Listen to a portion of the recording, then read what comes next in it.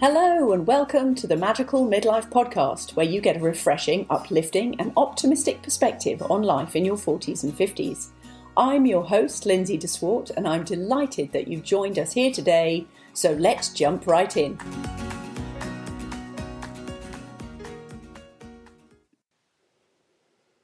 Hey, it's Lindsay here. Welcome to the show. Today's guest you're going to really enjoy. Her name is Margaret Vandergriff, and Margaret helps midlifers especially to relocate and to find their ideal place to live. So she has some fantastic tips to share with us, and she really helps me in my journey too. So I think you're going to love the show, and especially if you feel like sometimes you just want to up sticks and go somewhere new where the grass may well be greener. So listen in to today's show and you're going to get lots of useful tips. Hey, Margaret, how are you today? I'm fantastic. Thank you, Lindsay. How are you? I am awesome, and I'm delighted to have you on the podcast today. Thank you so much. Thank you so much for inviting me here. I'm just thrilled to be here. It's very cool. Now, Margaret, I've got to say you're a lady after my own heart, because you are a bit of a wanderlust, aren't you? Oh, most definitely. So I'm going to ask you all about that. And with that, I'm also going to, find out about how you now help people to relocate as well. Because, I'm a little bit of a fan of relocating, got to say. Me and my husband, slightly nomadic. And there is definitely a move on the cards. So, right. But anyway, this is about you. So let's get on to you. So, Margaret, tell me a little bit about who you are, where you are in the world, and then we'll wind it back and find out more about how you got to where you are right now and what you do. Yeah. So my name is Margaret Vandergriff. I currently live in the middle of rural Iowa in a very small town. I don't like living in this town, but this is where I am right now. And my living here was such an unpleasant experience that it gave me the gift of a new business. And it gave me, so I have to look at it in terms of way, it's been an awful experience, but it's also given me this wonderful gift. And I have to look at it this way. That's hysterical. True though. So I know when I asked you before, I said, how long have you lived there? And you said too long. It's true. So what happened was, the odyssey of how I got here. So my daughter, this is a 10-year odyssey now. It started 10 years ago. My daughter graduated. She left for college. I had an empty nest. I was living in Austin, Texas at the time, which was like cost of living was going through the roof. I'd been there for 22 years. And I was just looking around going, I don't know about this. I just felt like I was ready for a change. Mm-hmm. I didn't want to just stay somewhere and have like the cost just start like piling on top of me and it just being unpleasant, it not being a fun place to live anymore. Yeah. And so I was like, okay. And so at the time, my husband at the time, all of a sudden decided as soon as my daughter was getting ready to go off to college, he's going to accept a job off in the middle of West Texas. I am telling you, West Texas is kind of like Iowa, actually. It's very fast and dusty and kind of, in my mind, not to everyone's, I think it's ugly. But right. So anyway, I moved up to this. I sold everything, a lot of things. Let's just face it. I sold a lot of things, gave most stuff away, and moved up to this town of like, I can't even remember now how many people there were. There were under 10,000 people. And it was just the most dreadful experience. I still had my business. And so I was working long distance, remotely. And my marriage was just kind of deteriorating. And I was sort of slowly realizing like, I don't know if this was such a good idea. Seriously. And yes, but it's like, there's no going back. I'm not someone who goes back and there's nothing to go back to. So I'm like, okay, move forward. Yeah. And so I ended up leaving my husband about 18 months after I moved there. And I just fled to the closest city because I am a city girl and I have now come to fully accept that. I moved to the Lubbock, which is kind of a small city and it's kind of not much going on city. Mm-hmm. But I moved there because I was just trying to escape this dusty, tumbleweed strewn town. Yeah. And I go to the city and I buy this house and I spend all this. I mean, because the house I sold in Austin, I had some money and I was so stupid with it. I just spent it on all these renovations, buying this house. And I'm like, I didn't even know if I wanted to stay there. I don't even know why I was doing that. I'm usually smart about money and I just kind of got stupid. So I bought this house, I fixed it up.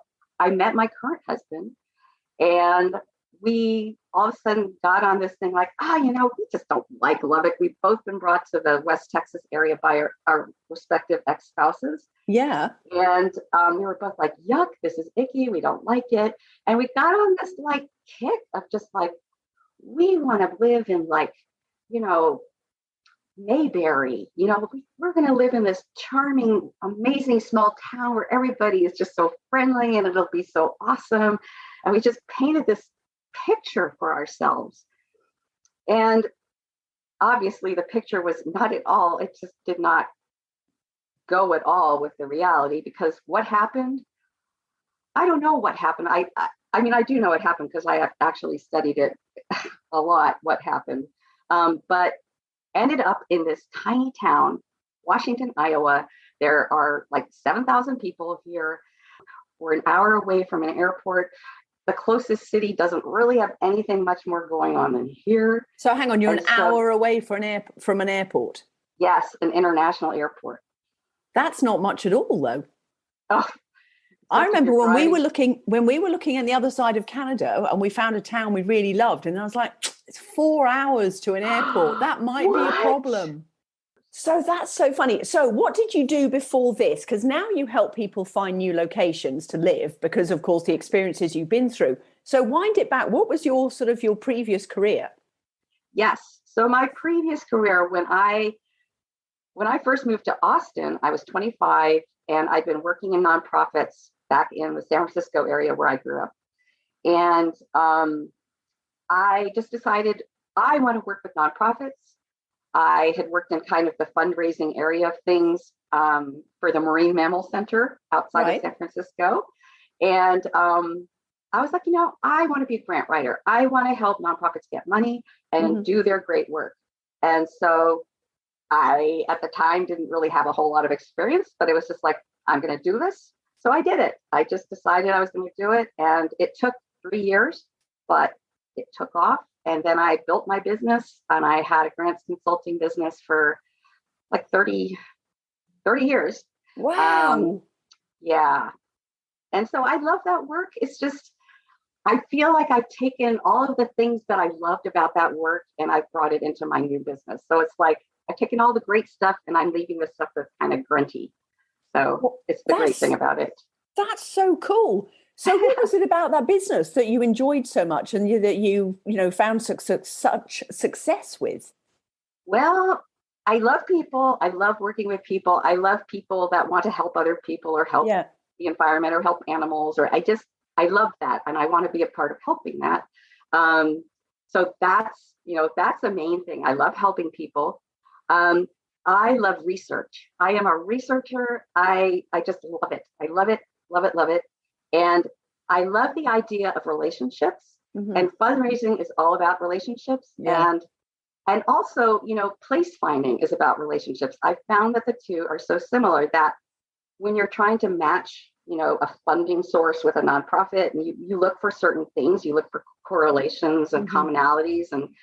And when you're with a person trying to find their perfect dream location, you look at those same things. What are the commonalities? What are you looking for? Where can we find the intertwining that's going to happen? And so I found that kind of translating it that way, I was like, I've had these skills all along. I didn't use them in my case because I didn't click on it. I didn't understand. But making that giant mistake and stepping back and going, I can actually take these skills I have and apply it to this new business. And that's what I did. Fantastic. So does that involve that you get to do much traveling? Did you have to do that in order to start this business of place finding? I have done a lot of traveling, but I actually feel it's less about what I know and what I recommend, because it really has nothing to do with what I like. It's really about my client and what is the best fit for them. And so really it's about finding those qualities, those characteristics, and what do they want for their life? What do they need that they're not getting where they are now? What do they want, and how is a new location? What do they need in that location that's going to feed what they need? Mm-hmm. So when you say you've done loads of traveling, what sort of places have you traveled to in the world? Well, I've been all over the US. I've been through a lot of Canada. I mean, I'm not like a wild world traveler, but I really feel like right now my business is focused on US and Canada. Right. Because I kind of have to start somewhere before I branch off, because there's a lot of research. There's a lot of research that goes, and you have to have the data sources, and that takes a lot of research. And so I gathered all that for the US and Canada, but I have yet to do all the research to gather all the data that I need to do it for other countries. Oh, fantastic. Okay, so the US, I know very little about the US. So going to ask for your help here. Okay, for somebody who loves the outdoor life, and this is, of course, is in case this is helping anybody else too, asking for a friend. Somebody who loves the outdoor life, but also wants sort of the cosmopolitan idea of a city, and likes a climate, likes a mixed climate. Where are some places in the States that might actually kind of fit that bill? All the States or in Canada? Because you see, the problem is, of course, I don't have a green card, so I don't think I can get into the States. So I think I'm looking at Canada. See, are you meaning like 4 seasons? Yeah. Okay. So, or even 3 seasons. I'm quite happy with 3 seasons, but 4 seasons would be lovely. I think there's like, it really, because each place has its own character. And I feel like I could list off a number of places that might fit those 2 bills, but they might be lacking horribly in other areas that your friend finds important. So, I mean, I could say, yeah, maybe some places in North Carolina. I mean, I'm trying to think seasons. I thought of outdoors, and I thought, Austin, they're very outdoorsy there. Where I moved in Eugene, they're very, very outdoorsy. That's not necessarily 4 seasons. It's pretty temperate, but it's very outdoorsy. And it's not a huge city, which is what I like about it. I like cosmopolitan, but I don't like huge city cosmopolitan. I just like to know I'm in a city that's got stuff for me to do and people for me to meet. And that's what I love. So what are the typical traits you find when people are getting itchy feet about moving? What are the traits that you find that they come to you with? Well, I've had people come to me with like, I am so tired of every time we want to go somewhere, we hop in the car and it takes us 2 hours just to get across town. And we're just sick and tired of that. We don't want to waste, our time right now doing that in the car, just spending time getting places. I've had people say, I'm just not feeling so connected to my friends anymore. I just really miss having some close friendships, and like the social thing is kind of missing. There are people who they want to find a mate. They're not finding it where they are, and they're hoping they can move somewhere where they can. Yeah, I have another woman. She was living in the town where her husband grew up, and she had 2 kids, and they were divorced, and she was just really, really antsy to just get out and not live in that little town anymore once her kids were grown, because she was ready to break out and go somewhere different. Yeah. And do you find that how much has that increased during COVID? Because I find so many people are just upping and going. Well, see, that's the thing. I'm most helpful for people who aren't like, I'm out of here and I'm doing it now. I'm much more about being intentional and planning and making sure you don't flub up like I did. I feel like a lot of people move very quickly. And I think there's a lot of people in that group that move very quickly that are probably looking around and going, what did I just do? Yeah, fair enough. What would you recommend that people need to really think about? Because, of course, you've experienced this. And as you say, you've made good moves and you've made not such good moves. So you can really walk your talk. So what are the things that you think people should actually kind of, calm down a little bit and think about? And, stop packing the suitcases right now. You haven't quite got a plan. So what are the sort of things people need to think about? Well, I love this thought. I was just talking to someone yesterday of like keeping your feet on the ground, but your, dreams, dream with your feet on the ground. Yeah, fair enough. Right. So they need to think about and this sounds funny, but what do they really want? I mean, a lot of times we tell ourselves things like we think we know what we want. Like I did. I told myself, I think I want to live in Mayberry. Margaret, you're a big city girl. You don't belong in Mayberry. This is not for you. I didn't think it through. If I had just stopped and really thought about it, I just thought, am I really going to be happy living in a remote town that's 40 miles from the closest city, an hour from the closest international airport, a place where none of my family wants to visit? I mean, really, I should have thought about that. But the fact is, I didn't stop. You say stop and calm down. I didn't stop and calm down. I was out of control. I was just like, let's do this. And just wanting to just go without really thinking it through. And it costs a lot of money. It costs a lot of emotional and spiritual turmoil. It's been a horrible experience. So I would recommend stop and think about it, and think about what you think you want versus what is really, really what you want and what is really best for you. Yeah.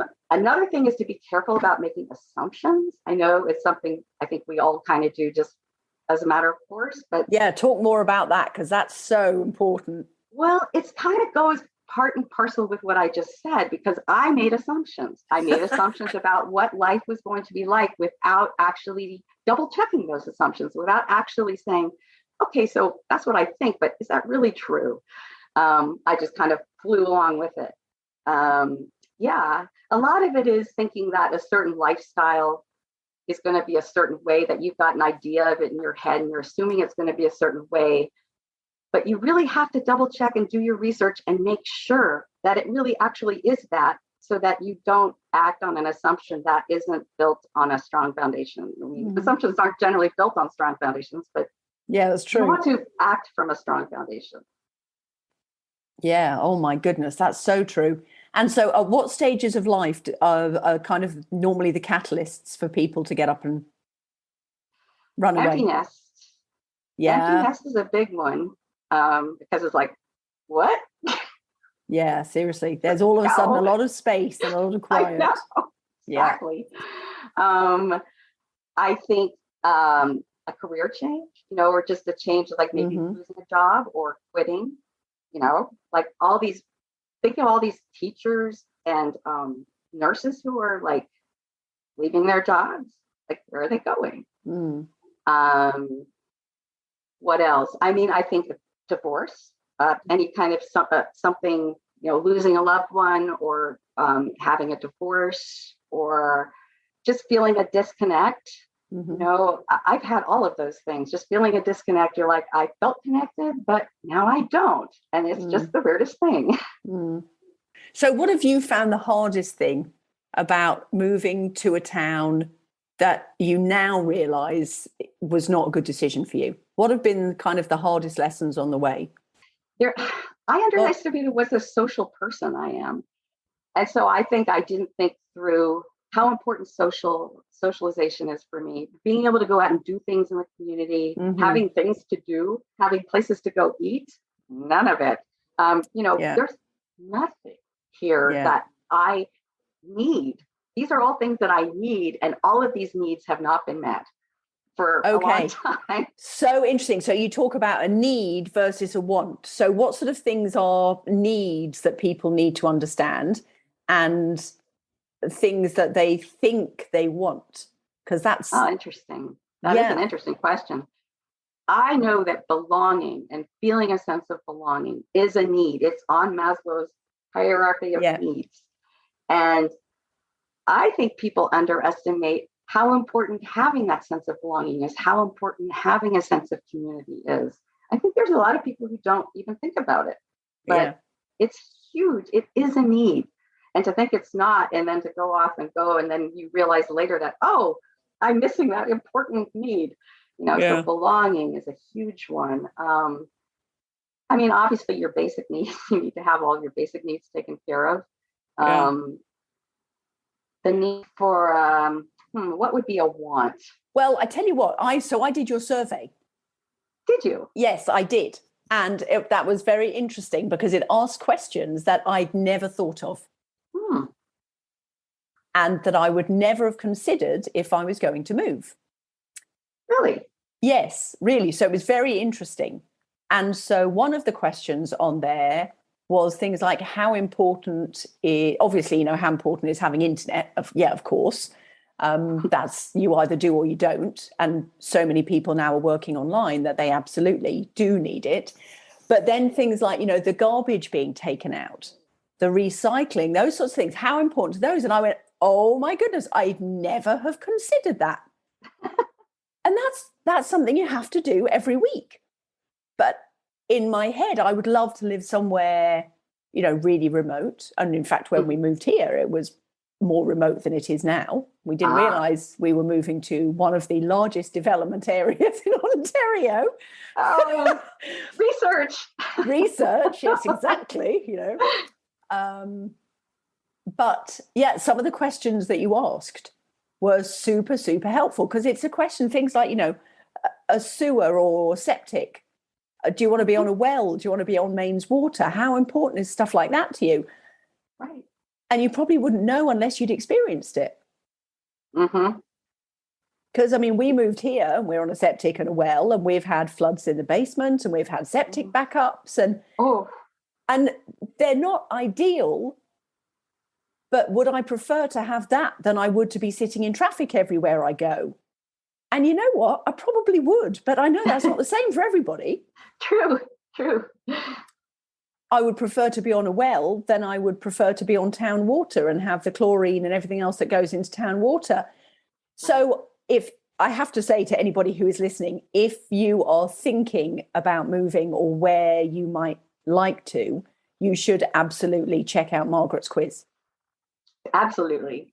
Yeah, I really seriously recommend that, because it made me think, that it really made me scratch my head and go, ooh, how important is that? Yeah. Yeah. And that's really so much of the whole process of finding a place, is asking all this, like all the questions are like, how important. It's all about priorities. Like, what is the most important thing for you? What do you need? And it is a difference of the distinction between what you need and what you want. Sometimes it's like, yeah, I'd like this thing. And if we can get it, great. But the most important thing is that you get what you need to have. Yeah. So sorry, because I interrupted. You were thinking about the needs and the wants. What other needs are there? The real needs, like the social, I guess there's, do you need to have a church nearby? That's a need for some people. And I feel like yes, I think some people do. Definitely. Or some sort of community like that, a spiritual community. Yeah. For sure. Yeah. Yeah. Again, and I kind of glom that in with community and belonging. I kind of feel like that is sort of in the same realm. Yeah. I think social is such an important one. And again, it's individual, but cultural.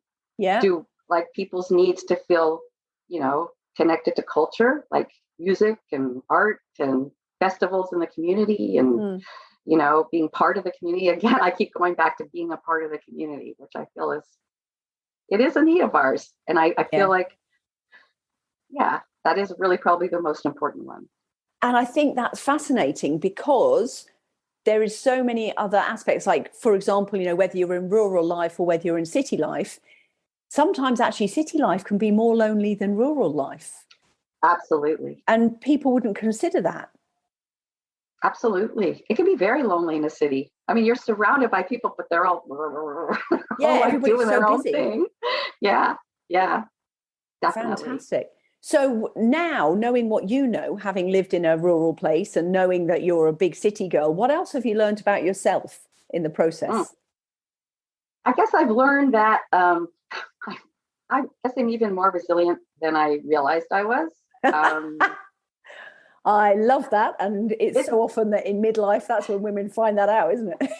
Well, it's been a test. It's definitely been one of the toughest tests I've had to go through. So resilience, the need for community, being a city girl. What else? Anything that surprised you? I'm surprised that this little pod my husband and I have formed in our, we've circled the wagons. I'm surprised and happy with how well we get along. We've been married. Like I said, we got married before we moved here, which has been like 7 years. Mm-hmm. But it's just been really nice to know that we're just so compatible that we can weather something so stressful and challenging as this has been. Yeah. And so from his perspective, because you've obviously talked about it together, what was he hoping for by moving to where you are, and what has he found? Because how is the experience different for men versus women? Because we interact differently. Well, we do. Although, he really loves old things. He really loves like other eras. And I think maybe in his mind, it was like a way to go back to a simpler time, a more innocent my goodness, that's such time. a good point. I think maybe that was a big driver for him. Yes. And so how's that played out for him now? I think it's been kind of a reality check. I mean, I think it's been kind of like, yeah, it might be simpler. It doesn't make it better. I mean, it's I think in his mind, they were going to be more friendly and want, and be more open to us being here than they have been. And I think, it's both of our hope, obviously, that it was going to be a more welcoming environment than it has been. Mm-hmm. So when you advise people, or I guess it's also for you, when you were then deciding, what's the next step, how did you go about it? I mean, did you go and spend the weekend there, or did you read books on it? Did you kind of jump in with both feet to find out, is this an option or not? Okay, I love this. Okay, so there's like what I call like the art and the science of this. Okay. And the science of it is like my research brain, my like research lizard brain is just going, doing the research. Like, so I did, but it was actually focused research, unlike before, where I just jumped online and just got sucked into the vortex and just pulled off course. And just, I did not go online with my feet on the ground, and you have to go online with your feet on the ground. And so when I determined what my ideal place profile was, which is what I call what we create when we go through this whole long planning session, we come up with the top characteristics, the top 10 characteristics of your ideal place, your dream location. And so I did that for myself, and I went on, and it was actually, mine was a lot more easy than some people's, because one of our criteria was there can be no tornadoes, because my husband had his apartment roof ripped off by a tornado while he was in it. And miraculously survived. Wow. And he's like, I don't want to live. There are tornadoes here. He's like, I don't want to live anywhere where there's tornadoes. Yeah. And so there's like, okay, well, there's only like 3 states that don't have tornadoes. And fortunately, they were on the West Coast, which was like where I was leaning. It's where I grew up. And I guess I'm kind of ready to go back to that. It's beautiful there. It's just, I miss it. I miss being close to the ocean. Mm. And so all signs pointed to Eugene. It pointed to Oregon, but it really pointed to Eugene. And it's not as big as Portland. It's the second largest city. It's like nestled in this little valley. It's like Middle Earth. And so what I did was I go, okay, so this is what I'm going to do. I'm going to go out to Oregon. My husband stayed here at home to take care of the cats. And so I went out there and did the scouting visit, spent like 10 days and just really soaked it in. I mean, I went to a party that the lady who had the Airbnb I was staying at, she said, invited me to a party. I went to a party, met some people. I went over all the different neighborhoods and scoured them. And I went to like all the different places we would want to go to. Like I went to their weaving store because I want to start weaving again. And they have this like incredible weaving store. And then my husband loves comic books, and they have this huge comic book store. And it's just, they have like old record stores. They have historic movie theaters. They have wineries. They have, they just have so much there. There's so much there. And when I went there, it was so crazy because like when I saw all the information on paper, it was like, wow, that really looks cool.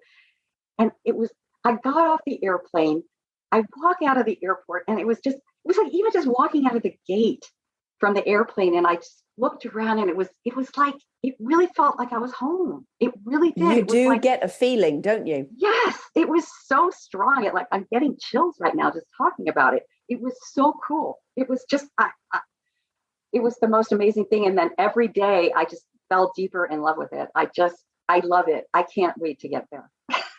So has your husband been yet? He hasn't. He trusts me implicitly, doesn't he? No, I send him lots of pictures and videos, and he's going to love it. I know it. Yeah. Fantastic. So tell us so you just said that you were brought up on the West Coast. Tell us more about, where you were brought up and then how you've moved across the US, because you've clearly moved across the US quite a bit. Yeah.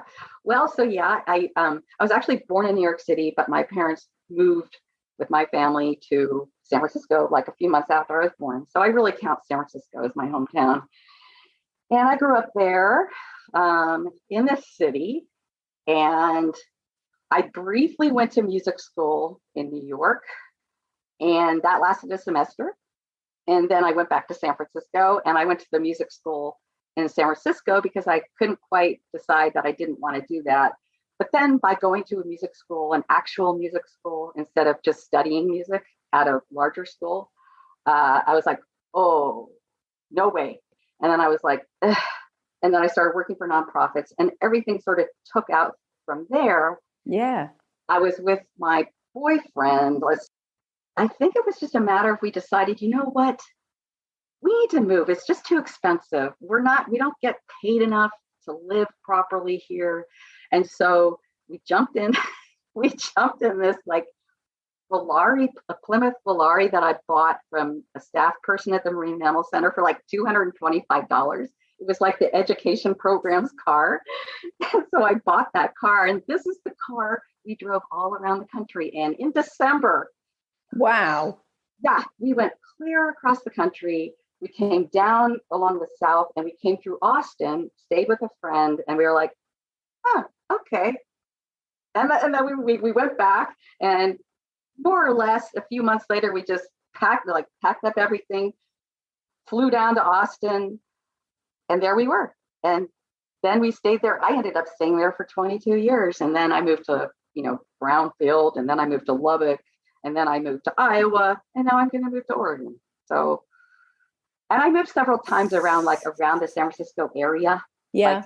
But they were just like little moves. So I do count them, but not really. They weren't like major moves. They were kind of like just moving house to, hopefully get a better rental. Mm-hmm. And so when somebody has moved and they're making a new start of it, and I mean, I've done this a few times, what is the advice that you would give people to kind of get bedded in as soon as you can? I would say as much as possible before you get there, have some sort of like a transition plan, if you want to call it that. Okay, it's a good idea.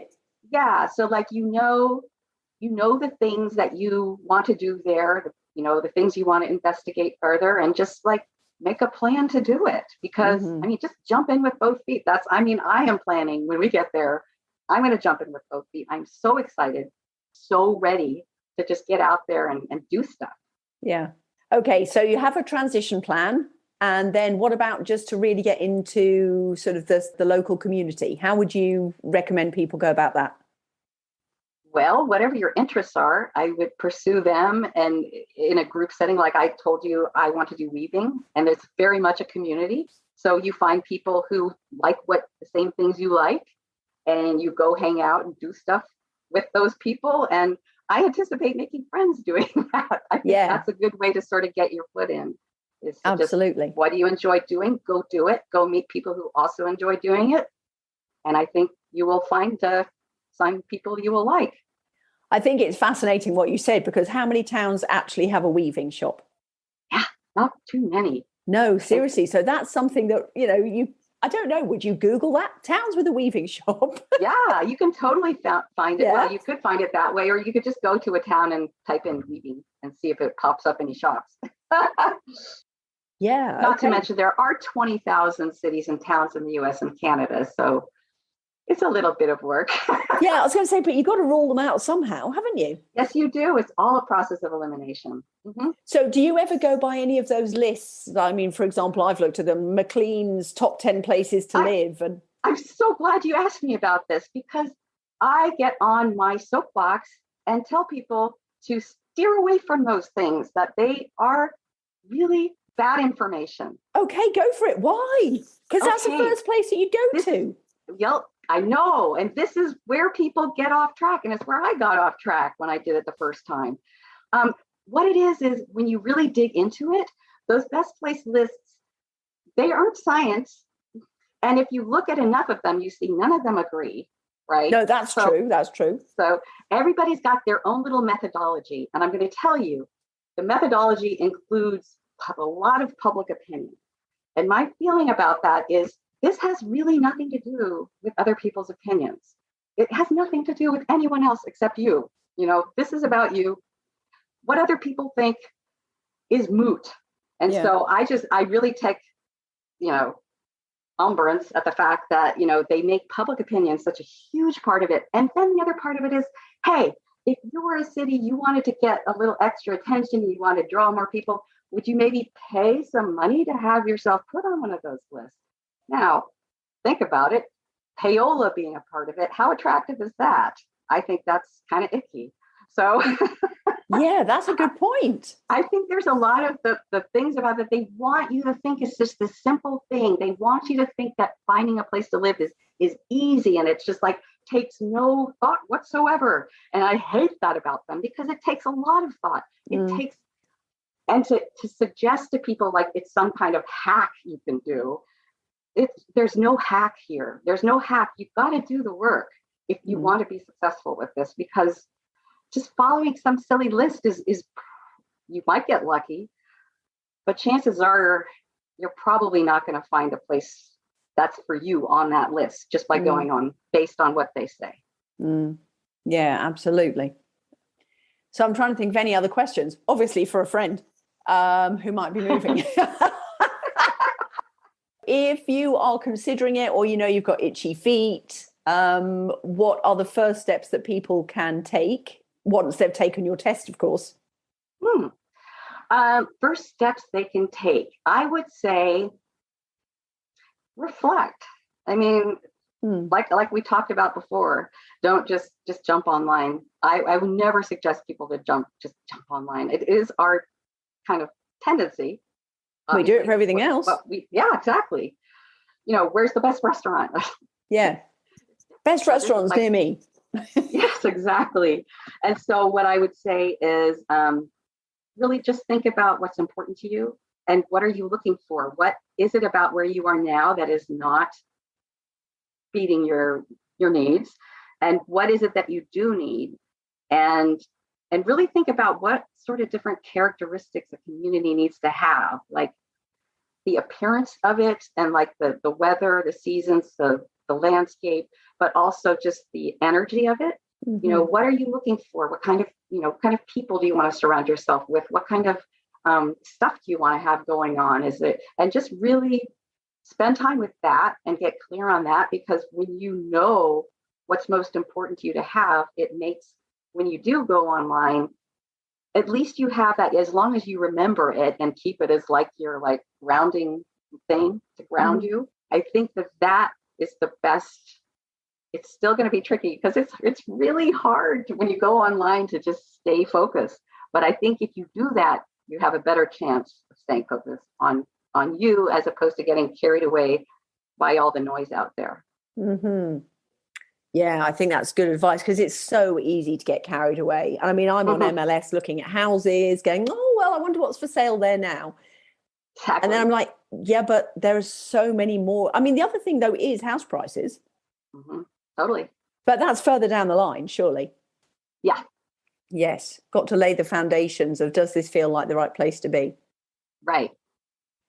And how would you suggest people kind of trust that feeling? I know one thing you said is you just felt like you were home. I mean, never, ever just go on online research. You have to see a place in person. And the longer you can take there, the better.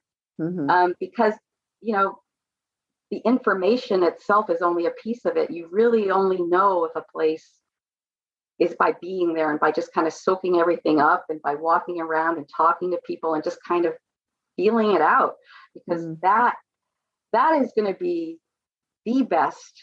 I mean, the online research, narrows things down for you, but the going on the scouting visits and spending time, that's really what that's really what's going to tell you whether a place is right or not. Yeah. Okay. So Margaret, how do you help people to do that? Because obviously you've been there, you've done this, you've made good choices, you've made choices that you prefer not to have made. So what services do you offer to people if they're considering this? Yes. So, well, currently I have my one-on-one program, which is Place Finder Premium. And how that works is we do the whole brainstorming planning session together, and we come up with the ideal place profile. And then I take the ideal place profile and I do all the prospect research, and I collect everything on this spreadsheet. And it's designed so that my client doesn't have to do any sort of digging around online. It's all like done for you. So like you can click on links and go directly to the page. They'll tell you exactly what you need to know, or it'll be self-contained in the spreadsheet, the information. And then what we do is we go through and we go, okay, so based on all this, and it's all kind of measured up to their ideal place profile, like how does this compare? And like, what do you think? Like, what's negotiable, what's not negotiable? Like, how you kind of have to weigh things and decide, okay, which would be like your top 2 or 3, like of this list. And so then we go from there into creating their scouting visit plan. It's like all the places you want to go, all the people you want to talk to. And it's very, it's very like, you do this, because the idea is it's not a vacation. You're not going there to just chill out. It's actually work. It's actually work to find out if this is the right place for you. And so doing that scouting visit plan, and then I have what I call my scorecard. It's like a scorecard where you measure, like based on all of your criteria, how did it score on a scale of 1 to 5? What would you give it in these different areas? And then it actually tallies up at the bottom where you can see, and if you looked at each one of your scouting visits and you could just go, look at these scorecards, or look at what I did. And you can then have that much more information, to fuel your decision. And then we go back and we come together and decide, okay, based on your on the ground research, let's talk about it and let's decide have you decided? And if so, what was it that made you decide it? And, blah, blah, blah. And then that's it. And then that's where I leave it. In this current program, I'm now developing a 12-month program, which is like a one-on-one hybrid. It's like a hybrid group one-on-one program. And I am developing that now. And that I also have a free retreat that I will be starting on June 6th.